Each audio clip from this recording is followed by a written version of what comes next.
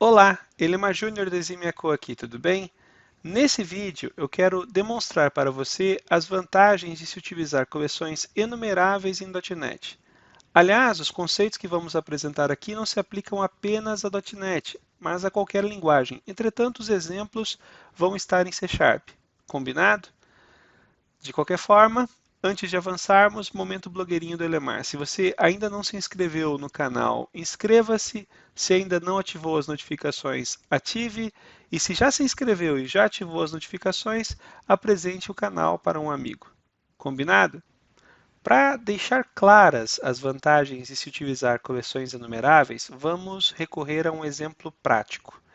Nesse exemplo, nesse código que temos aqui ao lado, o objetivo é varrer algumas páginas da internet, alguns endereços, fazer o download do conteúdo desses endereços e inspecionar esse conteúdo à busca de endereços de imagem que são utilizadas na carga destas páginas.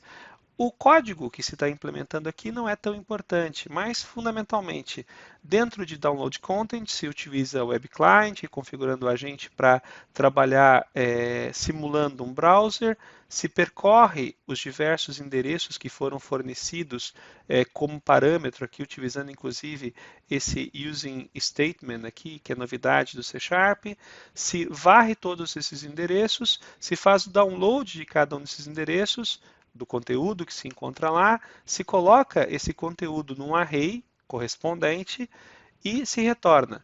E para buscar o valor de sources, dos sources das images, fundamentalmente se busca, então se pega esse código HTML que se fez o download, se varre cada um desses códigos, se busca então por a tag image e o atributo source. E a partir do atributo source, a gente então tem uma adição novamente numa lista de todos os sources que foram recuperados.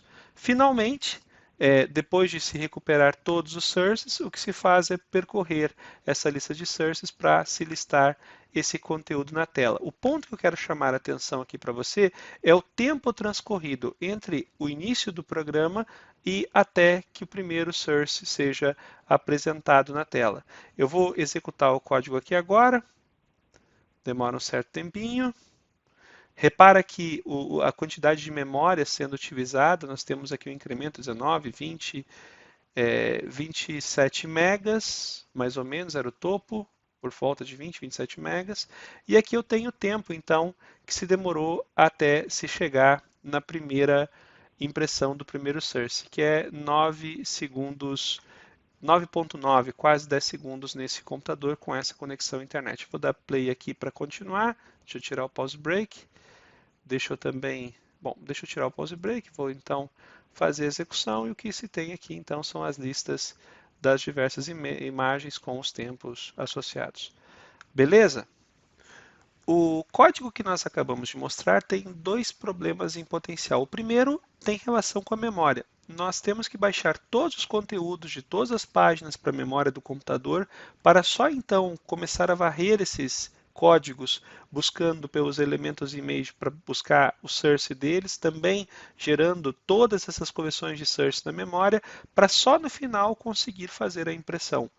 Segundo problema potencial é que, como eu separei o meu código em três funções, eu tenho que completar a primeira função, eu tenho que fazer com que todos os conteúdos tenham sido baixados, para só então começar a execução da segunda função, onde eu começo a varrer todos os sources de todos os images, para só então, eventualmente, conseguir trabalhar com a impressão das imagens dos sources na tela. Eu tenho um código muito segmentado, muito fragmentado.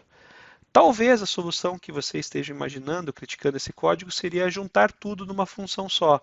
Baixar o conteúdo, já procurar pelos sources e já fazer a impressão na tela. O problema é que, sem dúvida, esse código onde está tudo junto ficaria mais complexo e violaria o princípio da responsabilidade única, que é uma das boas práticas de programação. Vamos ver como que a gente consegue resolver isso, ok? Antes de eu te mostrar qualquer modificação no código, deixa eu te mostrar antes os resultados que nós obtivemos.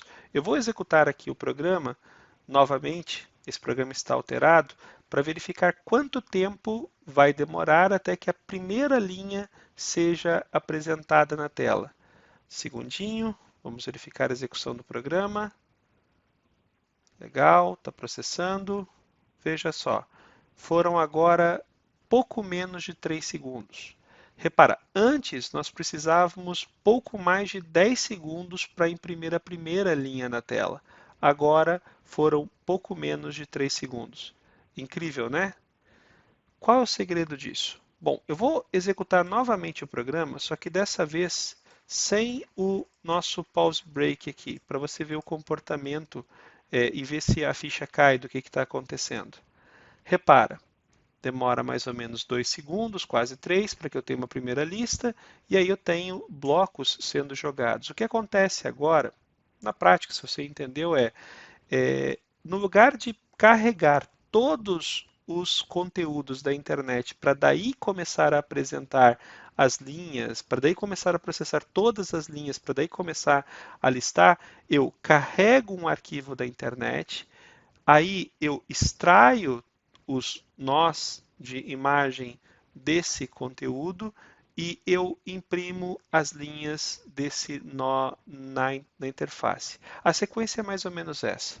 Agora, como que eu faço essa implementação? Tem um jeito muito mais simples do que esse que eu vou mostrar para você aqui agora, tá? Aliás, se você acompanha os nossos vídeos, você até sabe que método é esse.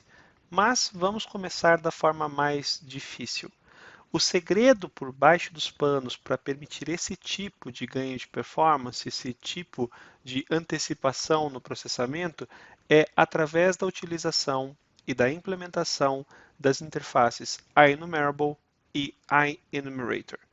Na prática, eu tenho que fazer com que, no lugar de download content, retornar uma coleção de strings, um array de strings, eu retorne uma IEnumerable.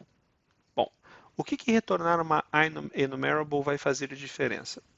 Tudo.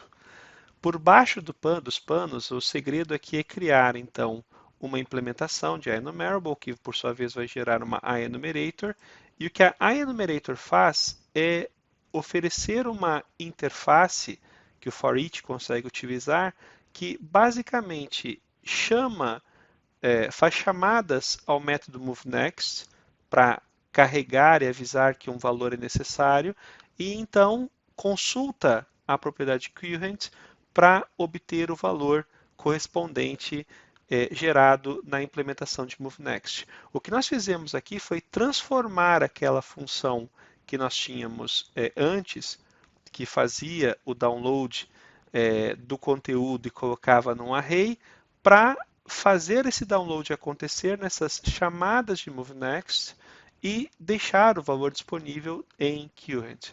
A mesma coisa eu fiz aqui embaixo com a implementação da lista dos sources, das imagens, dos sources das imagens.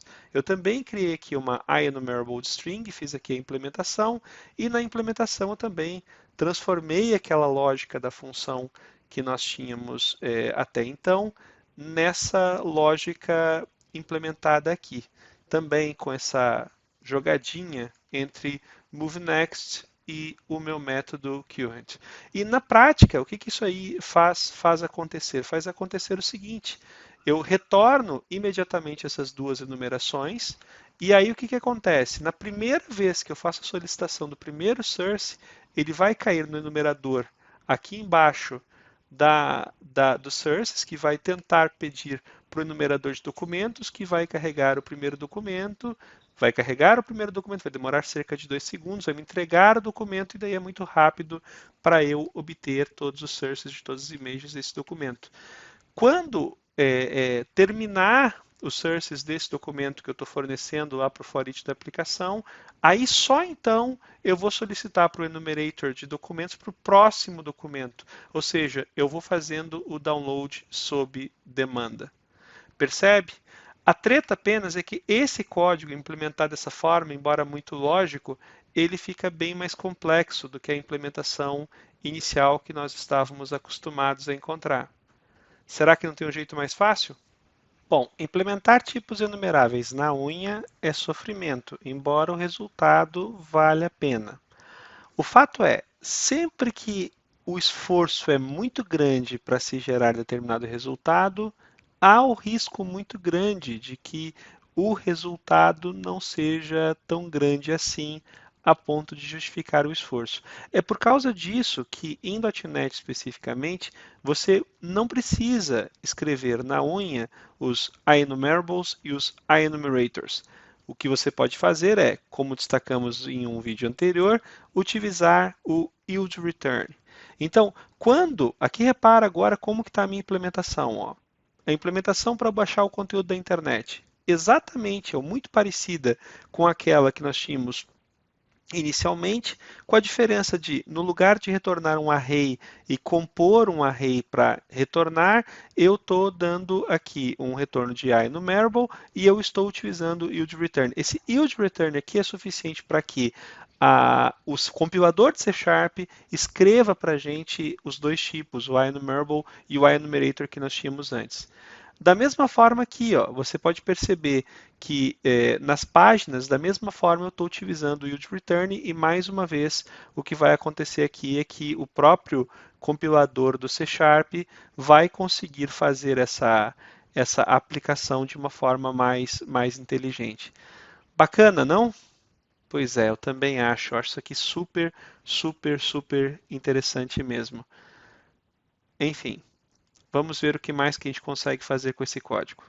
Se você for olhar a implementação do link, buscar a implementação, por exemplo, da função select, você vai perceber que a função select é algo mais ou menos assim, é um método estático que devolve IEnumerable de um tipo de resultado a partir de, vamos botar aqui então select, onde eu tenho um tipo de entrada e um tipo de resultado, aonde eventualmente eu vou ter aqui então método de extensão com IEnumerable para o tipo de parâmetro, input, e uma função seletora que recebe input para ter result for each, aonde eu vou estar varrendo todos os elementos do meu input e eu vou estar dando um yield return do selector desse valor, desse item. Então, repara, na prática, por baixo dos panos, a implementação do link que nós encontramos, ela é isso aqui. Então, ela cria esse conceito de um tipo enumerável para que você consiga percorrer fazendo a transformação item a item também sob demanda. Nesse conceito, nessa visão, costuma não ser tão inteligente assim. Então, a gente trabalhar com funções como essa, download content, que eu tenho aqui embaixo, que recebe um array de URLs. Eu posso pegar e simplificar muito essa função, dizendo que eu vou receber somente uma URL e que eu vou devolver uma string. E no lugar, então, de fazer esse for each, aqui onde eu estou trabalhando com todas as URLs e poder trabalhar com elas, eu vou fazer simplesmente o retorno, né, simples do conteúdo de uma URL. E aí o que eu posso fazer no meu código, né, lá em cima na aplicação, é no lugar de utilizar esse download content para URLs, eu posso dizer que eu vou pegar então URLs e vou usar o método select do link, que tem aquela implementação como a gente viu, passando como parâmetro, o primeiro parâmetro está vindo aqui como extensão, repara, ó, exatamente, o primeiro é aquele elemento, é o método extensão, tem que passar o selector, que vai esperar o string e ter o resultado. Então aqui eu vou pegar e vou pedir então download content. Olha que interessante. Download content aqui vai retornar a minha enumeração inteira a partir do meu select. Bacana? Nessa mesma pegada que nós estávamos utilizando até então, nós podemos simplificar ainda mais a implementação do nosso código, mexendo agora na função getImageSources aqui. Eu vou fazer o seguinte, no lugar de receber um conjunto de páginas, eu vou pressupor, né, que eu vou estar trabalhando com um conteúdo de cada vez. Então, vou colocar aqui, fundamentalmente, que eu vou estar recebendo uma página. E vou remover esse primeiro for each que está aqui. Removendo esse primeiro for each, eu tenho condições de voltar agora para o meu código, e aqui você vê que já existe uma falha, né? Eu posso retornar aqui esse cara, bom, e dizer o seguinte, eu vou então fazer o select, e a partir do select eu vou fazer um select main, que é quando você tem um select onde cada elemento retorna uma coleção e você quer consolidar tudo isso numa coleção só. Então aqui eu tenho então o select main e fundamentalmente o que eu vou ter que fornecer aqui é a minha função selector, que no caso vem a ser get image sources. Repara, eu faço então uma simplificação do meu código e eu continuo aí agora funcionando da mesma forma como antes. Aliás, getImageSources também pode ser bastante simplificada se nós considerarmos a ideia, eventualmente, de extrair essa conversão aqui de página para documento. Então, eu posso ter alguma coisa aqui, simplificando, dizendo que, olha, beleza, eu vou ter então um outro método de transformação. Esse método de transformação vai retornar para mim um HTML document a partir, então, get HTML document a partir de um source, que é a minha página, certo? Então, eu posso pegar e fazer essa conversão, ajustando aqui meu teclado. Faça a conversão como? Tenho, então, o resultado de um novo HTML document, certo?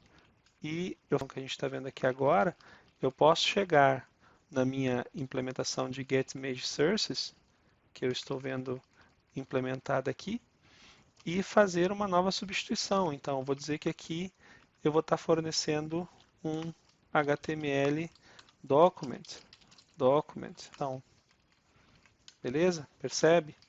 E aí eu consigo, fatalmente também, fazer então a busca a partir de um novo select, né, onde eu vou estar transformando usando getHTML document. Essa função vai ficar mais clara aqui na minha pipe. Então eu faço a carga do meu HTML document de uma forma mais direta para a gente poder operar aqui e processar. Né? Então aqui sources. Muito bom.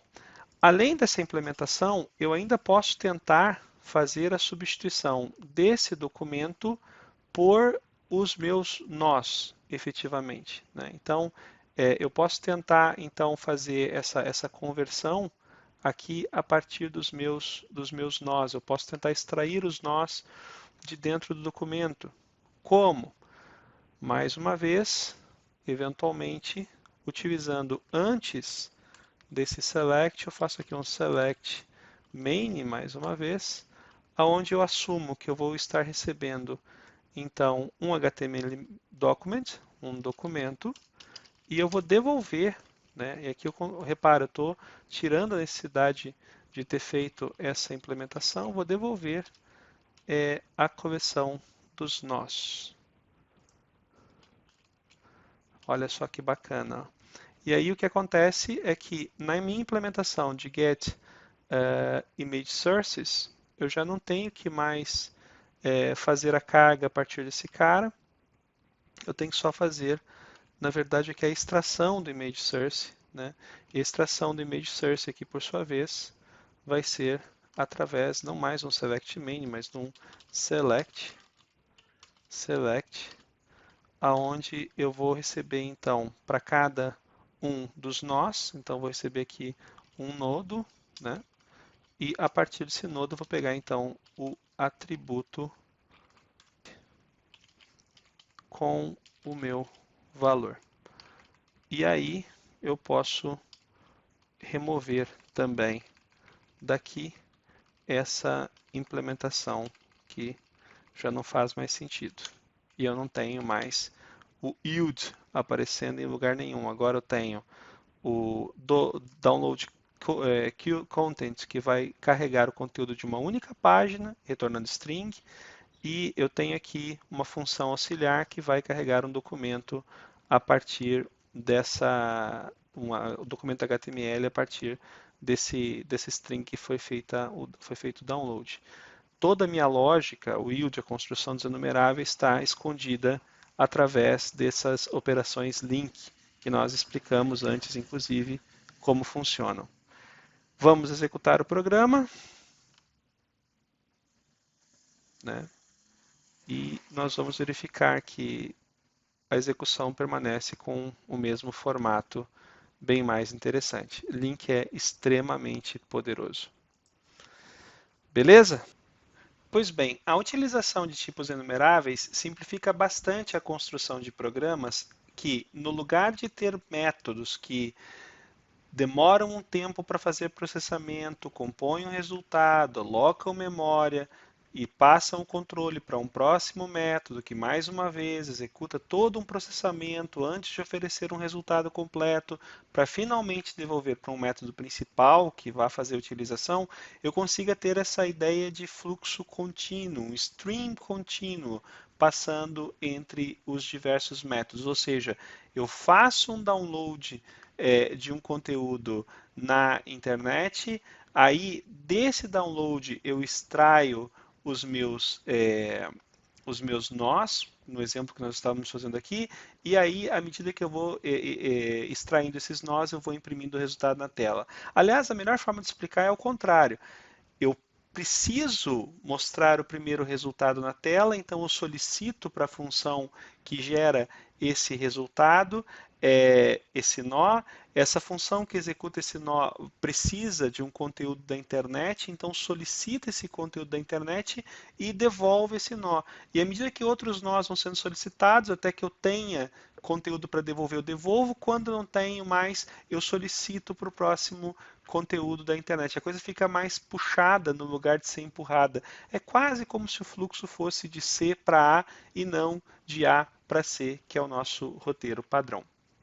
Bom, a essa altura, você deve estar vendo que a iluminação já deu uma escurecida, porque lá fora o dia já está indo embora. Eu demorei um tempinho para poder gravar esse vídeo para você.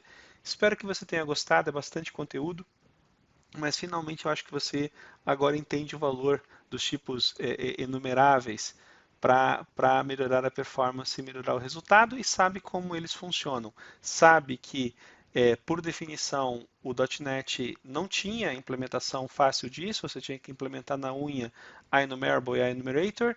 Depois, o yield return simplificou muito a nossa vida para fazer com que o compilador escreva esses tipos. E, finalmente, nós temos os métodos link agora, que permitem que a gente também não precise assim saber tanto sobre o yield return para conseguir obter bons resultados. Beleza? Bom, acho que por hoje era isso. Espero que você tenha gostado do vídeo. Por favor, inscreva-se, ative as notificações, convide seus amigos, comente. Beleza? Muito obrigado e até a próxima.